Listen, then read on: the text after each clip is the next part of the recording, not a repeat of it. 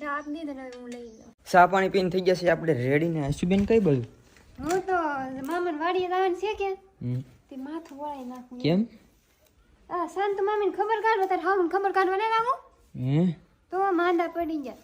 એવું છે તો તે તાર હાવન ખબર કાઢી. હા તો એમાં એવું છે કે મારા ફેમિલી તો હારીમાં બહુ બે લીધા બધા મામાની ઘરે જાન ચા પીધો ને 5:30 થઈ ગયા છે તો ભાજી ઘેર ભાગું ને. હા હવે ઘેર પાછ દુકાન જવાનું છે. હવે દુકાન જવાનું મુકા ભાઈ દુકાન જવાનું છે. કપડા પીડા તારા કપડા લેવા તો ભાઈ ભાજી હવે ઘેરે ઘરે પોગી જા ફેમિલી ને અત્યારે હું આવી ગયો છું મસ્ત ધાબા પર બેસવા કેમ કે અત્યારે મજા આવશે ઘડીક વાર બેસું વાહ વાહ.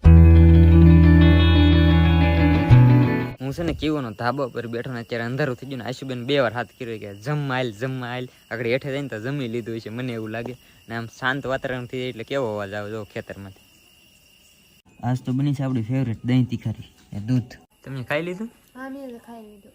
વાહ તમે ભાઈ નૈવિરામ ન થાવ. આવું મેં થોડું કામ હતું કરી નાખો પછી આવું.